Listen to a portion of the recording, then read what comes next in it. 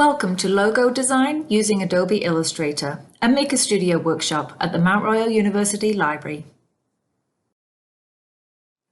In the spirit of reconciliation, we acknowledge that Mount Royal University is situated on the traditional territories of the Blackfoot Confederacy. The Siksika, the Kainai, Piikani, the Tsuut'ina, Aniyahe, Nakota Nations, the Métis Nation Region 3, and all people who make their homes in the Treaty 7 region of southern Alberta. The learning objectives of this workshop are to understand what the role of a logo is, to identify different types of logos and when to use them, and to be able to use Adobe Illustrator to create text and shapes. A logo is a representation that symbolizes and communicates a meaning or idea, like a signature, mark, symbol, or combination of visual form. Iconic logos have 5 important design elements. They are describable. That means you can tell someone what it looks like. Think about how you would describe the Instagram logo. Logos are also memorable. People like it. This should be memorable in a good way. I'm sure you can think of logos that you hate and that's why they're memorable. They should be effective without color. The logo might be photocopied or used in different surfaces, so you can't rely solely on its color. Shape is very important. This also means that it has to be simple. A logo should be scalable. For example, it should work when it's just 2 centimeters in size, on a tiny screen, or also on a big screen, or a billboard, or a clothing tag. And the logo should be relevant to the industry in question. So does a sleek and sexy logo make sense for a children's product? Or does a bubbly, energetic font make sense for a funeral parlor? There are several types of logo. A Wordmark logo mainly uses text and typeface to create its message, although sometimes other elements might also be added. A Lettermark logo is similar to a Wordmark, but consists only of initials or abbreviations, for example monograms, like the one used by Yves Saint Laurent. A Brandmark logo is a graphic symbol, usually simple but powerful, that comes to represent the company in an abstract way, for example, the Nike swoosh or the apple. A combination mark logo, also called an iconic logo type, combines a word mark with a brand mark, communicating both the company's identity and its purpose. Take a look at these logos and see if you can figure out which kind of logo they are. Start with the I Heart New York logo.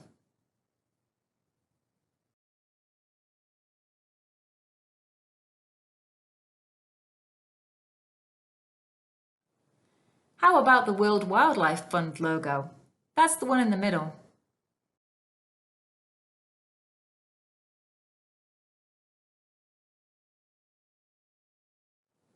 Now try thinking about the IBM logo.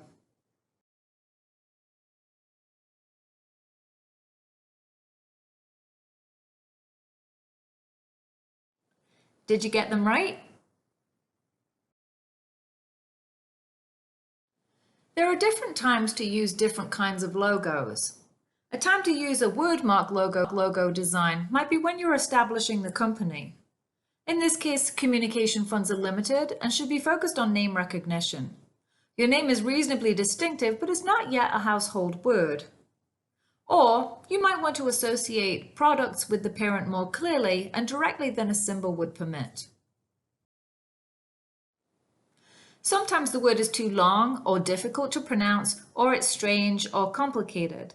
This is the time when you might want to use a Lettermark logo design. In this situation, your initials might translate graphically better than your actual name. You might need to link subsidiaries to the parent company and can't easily use the name. Or you can afford to teach the public what the lettermark actually means.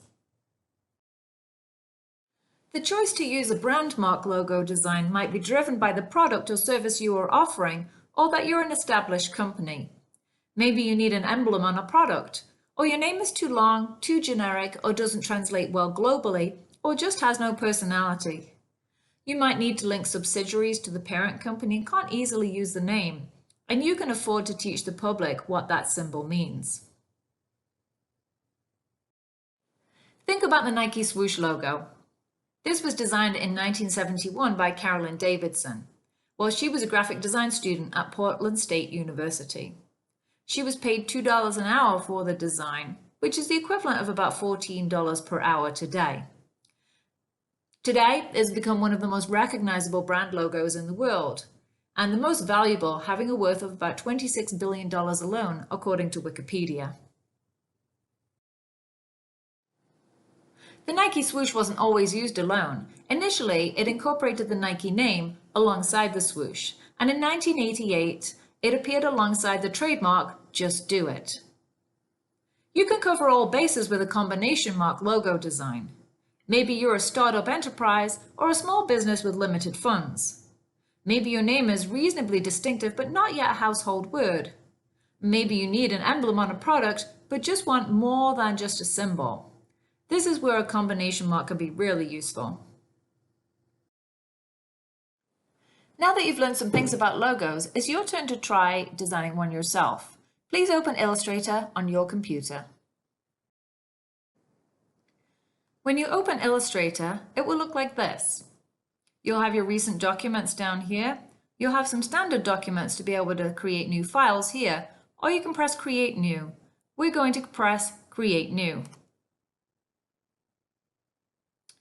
That should bring up this new document window. This allows you to create a variety of documents that are ready-made for you for mobile, for web, for print, for film and video, and art and illustration. Each of these will have different resolutions. We're going to go with print. We can use the standard letter size over here, or we can customize the size of the document on the right-hand side. We're going to name our document here, so we're just going to type over where it says Untitled with logo, or whatever you would like to name your document. We'll change our units by pulling this pull-down menu on the right-hand side where there's an arrow from points to inches. This is going to give us a default of an 8.5 by 11 document. We can change that by typing over this number if we want. I'm just going to put it back. We're going to use the default of an 8.5 by 11 inch document. It's going to give us one artboard. We only need one artboard for today. I'll explain what the artboard is in a minute. And we don't need a bleed. A bleed is where you can create the document with a little bit of extra paper on the outside and you can design into that space, and that allows you to overprint. This is for if you're creating posters or magazines, especially if they're going to be printed on a commercial print press. We're not going to do that with this document, so we don't need to create a bleed right now. We're going to come down to the bottom once we've done those settings and press Create.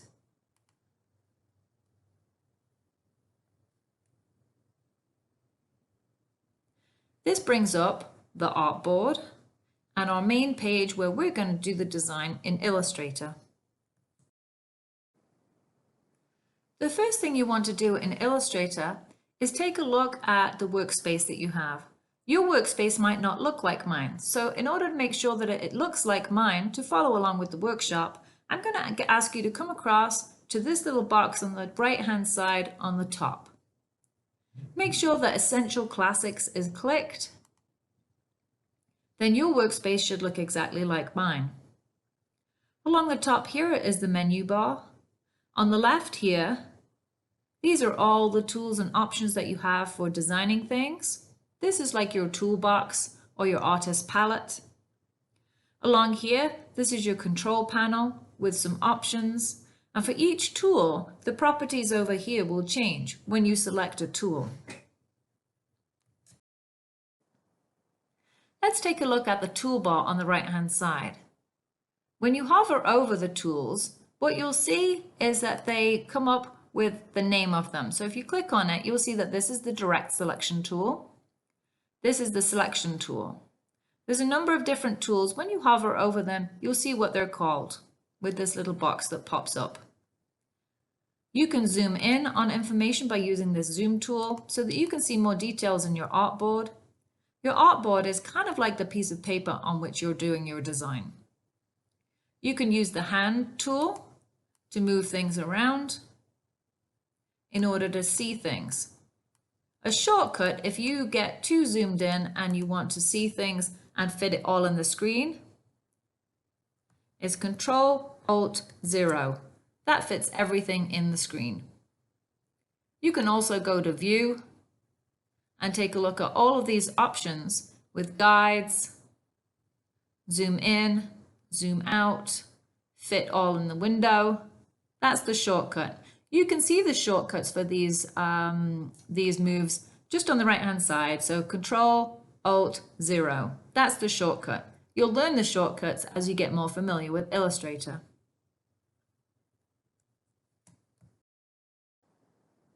The first tool we are going to use is the Type tool. When you click on the Type tool, that's the T on the left-hand side. If you click and hold, you'll see there's this little triangle in the bottom right-hand corner of the box. If you click, so that's left click and hold, you'll see all these other options for the Type tool come up. We're just going to use the default Type tool, which is the one at the top. Then we're going to click on the artboard. You'll see this word lorem ipsum come up. We are going to use our keyboard to type over with some initials to put the text in there. If you've used the Type tool and you've clicked and then you've clicked outside of the Type tool, you'll see that it's no longer selected. The text is selected when it has a black box around it. In order to reselect the text, you can bring your cursor, click at the beginning of the word, and then hold and drag across, and that highlights the word. Now you can type over it. Or you can just double click on the word, double left click, highlights the whole word. If you want to get rid of it, when it's highlighted, you can just press delete.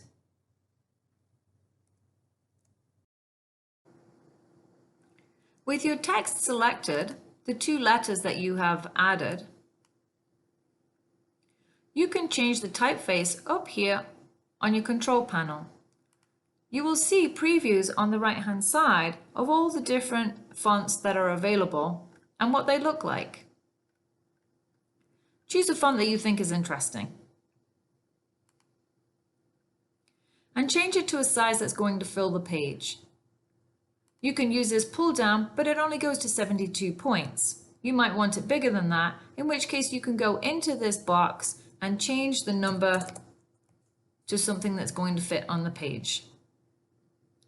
What you'll see here is that now it's not on my artboard. So I'm going to come over to the left-hand side, click my selection tool.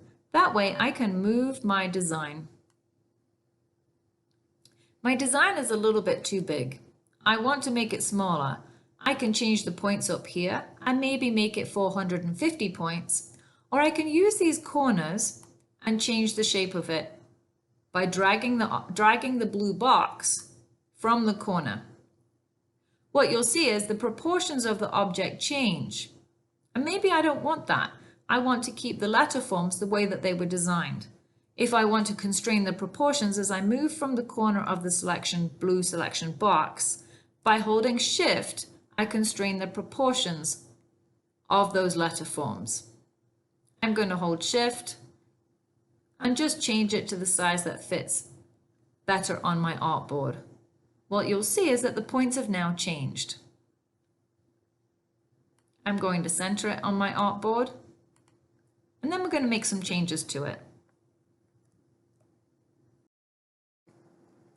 Feel free to pause the video if you want to play around with changing the typeface and choosing a font up here on the control panel and changing the size of it to something that you want to do. The next thing that we're going to do is we're going to change these letter forms, the word that we've created in a sense, we're going to change it into shapes. Now shapes are objects in Illustrator. So we're going to go up to our menu panel. We're going to go Object, Expand.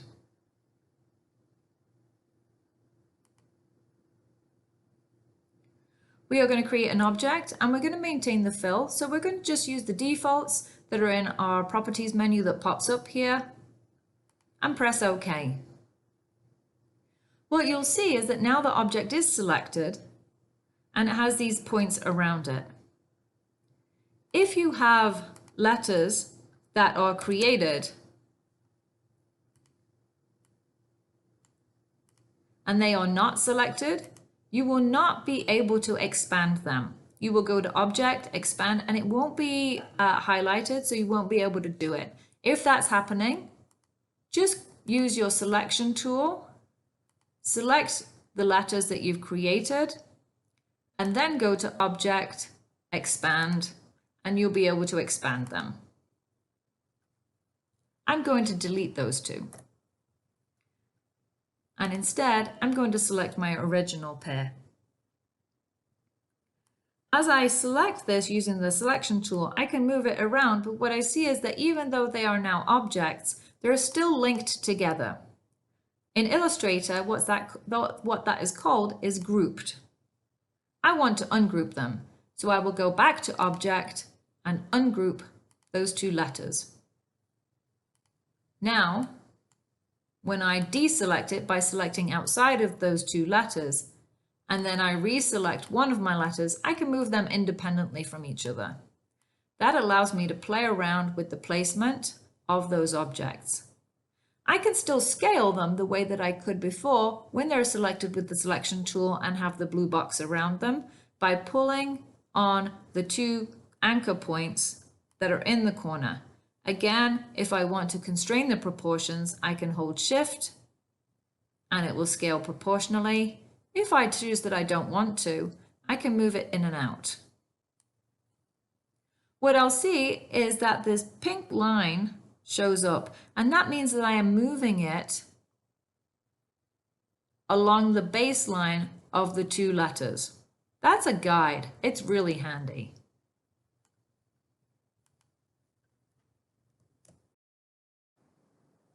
We've seen how you can select with the selection tool and change the shape of an object by pulling on these anchor points. I now want to introduce you to the direct selection tool, which allows you to manipulate the shape even more closely. If you click on the selection tool, that's the direct selection tool, the white version of the selection tool, you can click on the anchors. So let's just try this one. When it is selected, we can see that it goes blue. The other ones have a white filling. This one has a blue filling. When it is selected by clicking on it once, we can now manipulate that anchor point and change the shape of the letter form that we have. Try manipulating some of your anchor points and see what shapes you can create. You can select more than one anchor point at a time. I can select this one. If I hold Shift before I select the next one, it will select both of them at the same time. I can tell because they not both now have a blue filling. I can select as many as I want and then release the Shift button, and as I move one, it will move all of those anchor points that have been selected. I don't really love the design that I've created here, so I'm going to undo those moves by using Control-Z. I do want to make some changes to this H though. So I'm going to select my object.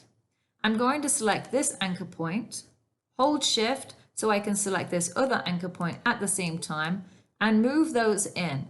You'll see that the pink line comes up, and that means that I'm moving it along the baseline. As opposed to if I move it this way, you can see that the pink line disappears. I really like that pink line because it acts as a guide for me to make sure that I'm moving things straight. I'm going to manipulate the K as well by doing the same thing.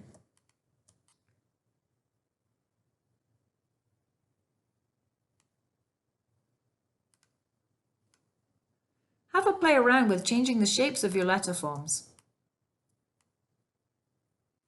Feel free to pause the video if you need a little bit more time for playing.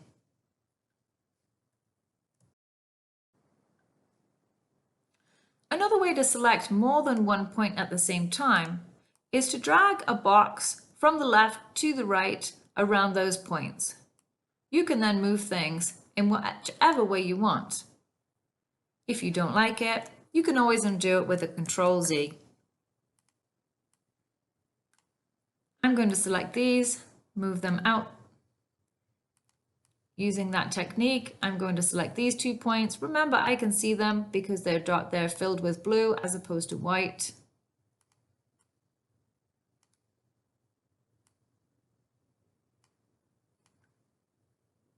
Once you get your 2 letter forms to a shape that you like, we're going to move on to creating our own shapes.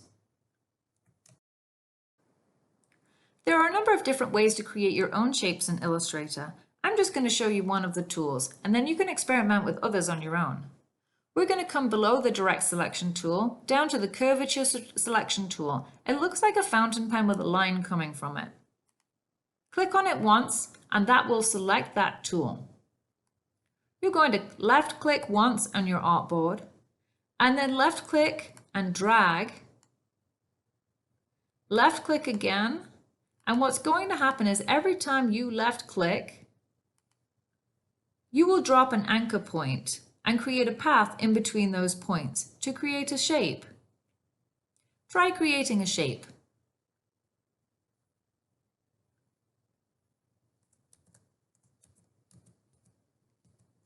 I'll do that again. With your curvature tool, click, click, click, click, click, and then you want to click on your first point in order to close that shape. It doesn't matter what shape you create to begin with, just get it close to something that you want and make sure that you have enough anchor points so that then we can manipulate that shape in a moment. I'll show you how to do that. Once you have a closed shape, you're going to come back to your Direct Selection tool. Just like we did with our letter forms, when you click on an anchor point, what's going to happen when you have a curved shape is you get what's called a handle.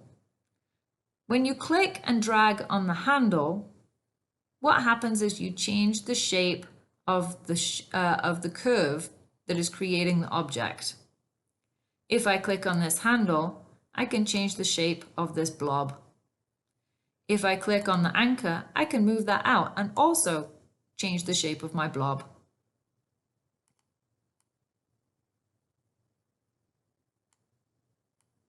Play around with clicking on the handles and on your anchors to create a shape that's going to go underneath the 2 letter forms, however you've designed them.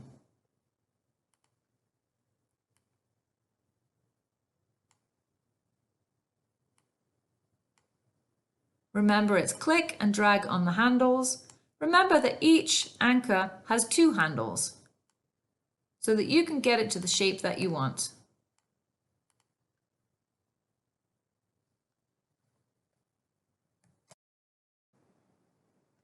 Using the same curvature tool, create another shape underneath, perhaps overlapping the shape that you've already created. Use your selection tool to move it so that it overlaps. Use your direct selection tool to change the anchors and the handles to make an interesting shape. One thing we haven't talked about yet is color. You can change the colors of your objects by clicking down here on the fill color, and underneath, if you click on it, what you'll see is the stroke color. The stroke is the outline. Right now you can see that I don't have anything allocated for a stroke and I have no color on my stroke. If I click on this color, it will come up, double click on the color here for the stroke. It will come up with the color picker window. I can now choose any of these colors, press OK. It hasn't created the stroke yet because I haven't given my stroke very much of a thick line, so you can't see it because it's selected. Right now it comes up as 1 point. If I make that bigger by using the arrows, you can see the stroke grow. Now we can see that my K is behind my H. My H does not have a stroke on it. I can tell that because the white box here and also down here has a red line through it. And also my stroke doesn't have any points allocated to it. So it doesn't have a thickness. I can give it a thickness up here, and I can give it the same color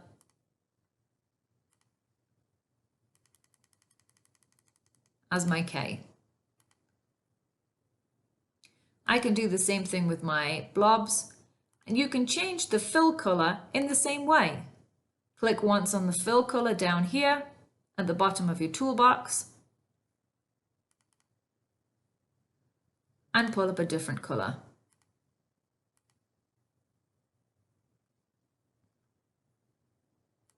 You can allocate a stroke if you like.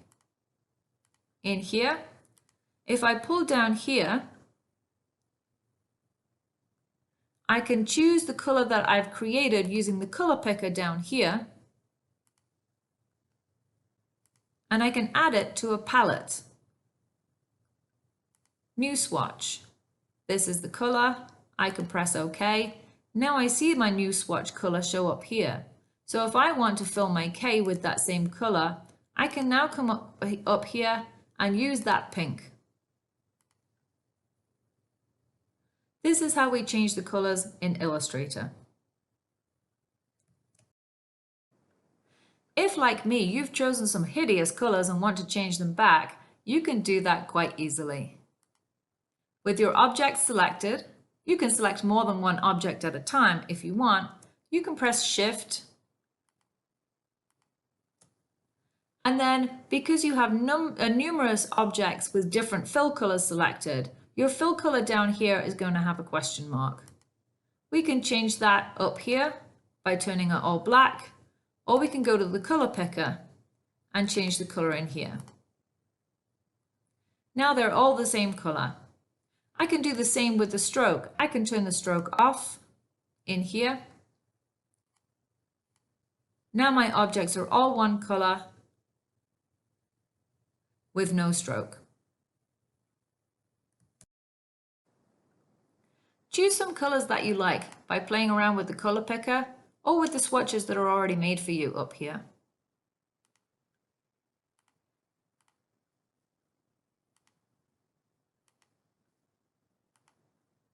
Feel free to turn the stroke on or off, whatever is your taste.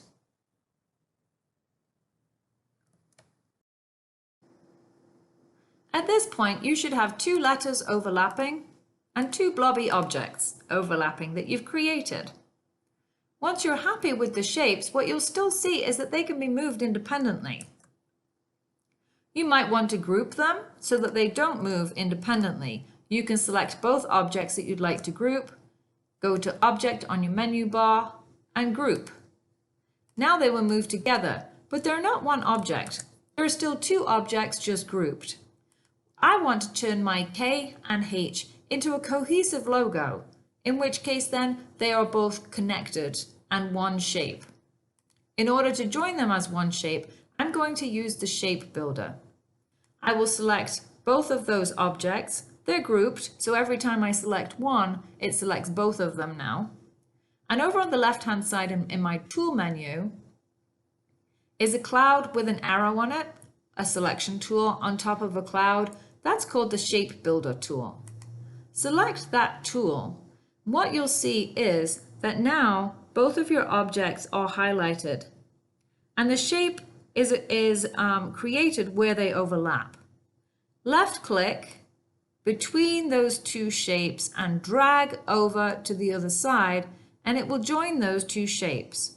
I'll do that again to show you. I have my two objects selected. Because they're grouped, if I ungroup them, Object, Ungroup, I have to select them both using the Shift key. I can still come over here to my Shape Builder and drag a line between the two parts that I would like to join. I don't want them to be this color. I'd like them to be black, so I'm going to come up here and turn them black in the fill with my selection tool, not the Shape Builder. I'm going going to blend these two objects too, just to show you again. Select both objects, selecting one, holding Shift, and selecting the other one. Now both are selected. And then using the Shape Builder tool, click on the Shape Builder once and drag a line between where you want it to join. If you see there, I can join this part, but not the other two parts. I can join this part, but not these parts. I want the whole thing to join, so I'm going to drag my lines between all of those parts. See if you can join your objects and make them into one shape by using the Shape Builder. In order to move the shapes, you would come back to your selection tool. You can now move your blobby object underneath your letter forms. You might find that it's on top and you want it behind. You would go to Object, with it selected, Object, Arrange, Send to the back. If you have more objects than that, you can send them to the back or send them backwards in order to order the objects that you have.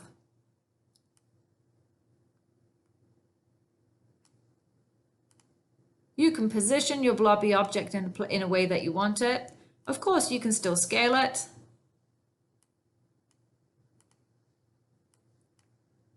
You can use your direct selection tool to change the shape, even at this point in the design.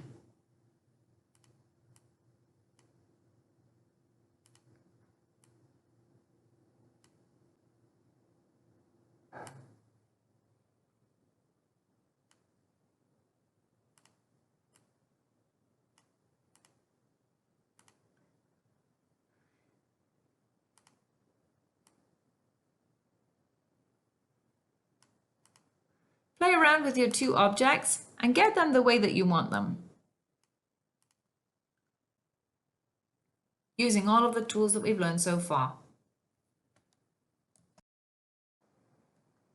If you now have a design that you're happy with, you can use your selection tool, select both of those objects, and you can group them so they don't accidentally get moved.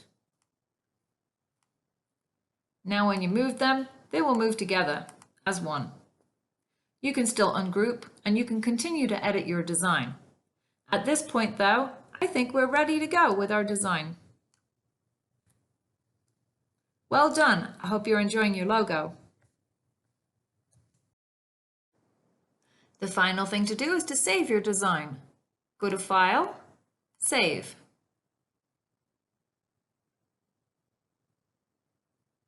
You'll save your design as an Illustrator file. If you want to create a JPEG to be used in presentations, for example, you need to export your design. So you go to File, Export, Export as a JPEG. If you pull down here, you have lots of options for the different kinds of things that you can export this as. Export it as a JPEG, press. I've already saved mine as a JPEG, so I'm just going to press yes, I want to replace it. These are the defaults. You can change the quality of the export if you want. I'm going to save it as maximum quality with high resolution and press OK. Now I have both an Illustrator file that I can continue to edit, and I have a JPEG that is a flat, smaller file that I can put into a presentation. Congratulations! You've created your combination mark logo design. I hope you get to enjoy it and use it in a variety of applications. Well done! There are a number of resources for learning Adobe Illustrator on the Maker Studio website, which you'll find on the Mount Royal University Library website. You can also find ebooks and physical books like the two that we've listed here. If you have any further questions, you can reach out to any of the team in the Maker Studio. Our email addresses are listed here. You can reach all of us at the one email that is makerstudio@mtroyal.ca. Thank you.